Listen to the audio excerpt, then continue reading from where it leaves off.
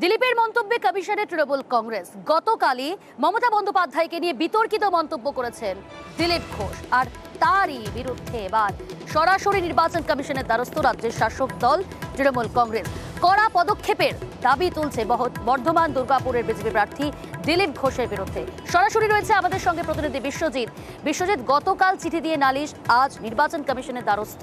ঠিক কি দাবি করলো রাজ্যের শাসক দল তৃণমূল কংগ্রেস নির্বাচন কমিশনের কাছে?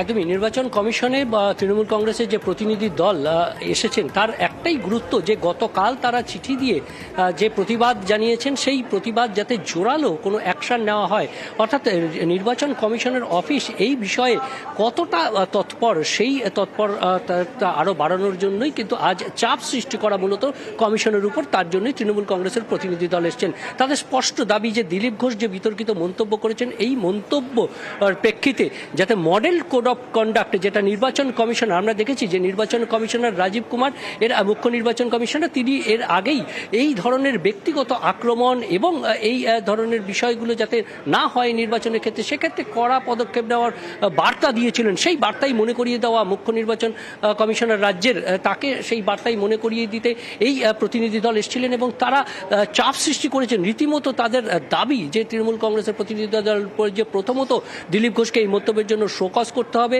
এবং দিলীপ ঘোষকে নির্বাচনের কাজে থেকে, অর্থাৎ নির্বাচনের যে প্রক্রিয়া সেই প্রক্রিয়া থেকে 7 দিনের জন্য সাসপেন্ড করতে হবে। কারণ এই কথা আর কোনো প্রমাণ নয়, অর্থাৎ তিনি শোকজের কি জবাব দিচ্ছেন সেটা গৌণ ব্যাপার, সেটা মুখ্য ব্যাপার নয়, কারণ তিনি বলেছেন এটা স্পষ্ট, সবাই শুনেছেন।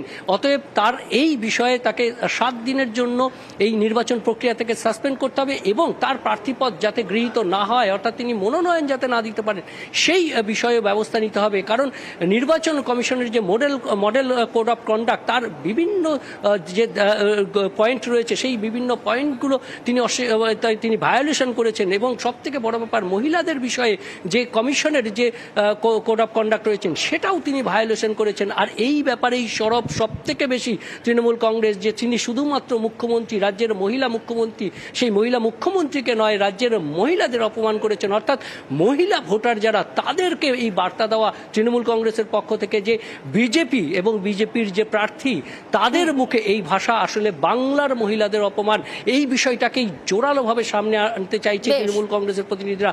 পাশাপাশি বর্ধমান দুর্গাপুর থেকে যে বিজেপির মনোনীত প্রার্থী তার যাতে প্রার্থীপদ মনোনয়ন যাতে দাখিল না করতে পারেন সেই ব্যাপারেও নির্বাচন কমিশনারকে সচেষ্ট হতে হবে, এমনটাই বার্তা দিয়ে গেছেন তৃণমূল কংগ্রেসের প্রতিনিধিরা। ধন্যবাদ বিশ্বজিৎ। উনি কিন্তু হ্যাবিচুয়াল অফেন্ডার হয়ে গেছে, সিরিয়াল অফেন্ডার বলে সেরকম, সিরিয়াল কিলারের মতো সিরিয়াল অফেন্ডার হয়ে গেছে। বারবার এইভাবে আক্রমণ করছেন, মহিলাদের আক্রমণ করছেন।